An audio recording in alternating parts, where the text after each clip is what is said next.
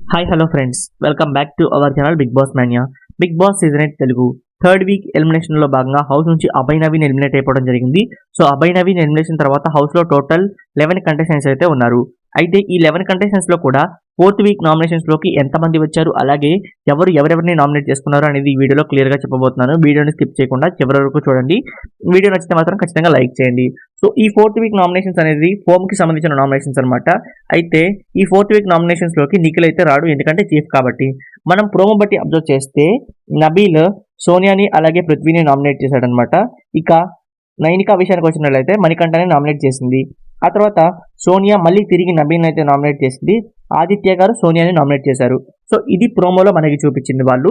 ఇక మొత్తం contestants nominations చూస్తే యష్మి ఫస్ట్ మణికంఠని అలాగే సోనియాని అయితే నామినేట్ చేసింది. ఇక సీత ప్రేరణని మణికంఠని నామినేట్ చేయడం జరిగింది. ఆ తర్వాత పృథ్వీ నబీల్ని మణికంఠని నామినేట్ చేస్తే విష్ణుప్రియ ప్రేరణని అలాగే ఆదిత్యాన్ని నామినేట్ చేయడం జరిగింది. ఇక నెక్స్ట్ మణికంఠ విషయానికి వచ్చినట్లయితే ఆదిత్యాన్ని పృథ్వీని నామినేట్ చేశారు. ఇక ప్రేరణ విషయానికి వచ్చినట్లయితే మణికంఠని నైనికాని నామినేట్ చేయడం జరిగింది. నెక్స్ట్ చూస్తే ఆదిత్య గారు సోనియాని పృథ్వీని నామినేట్ చేస్తే సోనియా నబీల్ని అలాగే ఆదిత్యాన్ని నామినేట్ చేసింది. ఇక నైనికా విషయానికి వచ్చినట్లయితే మణికంఠని ఆదిత్యాన్ని నామినేట్ చేస్తే నబీల్ సోనియాని పృథ్వీని నామినేట్ చేశారు.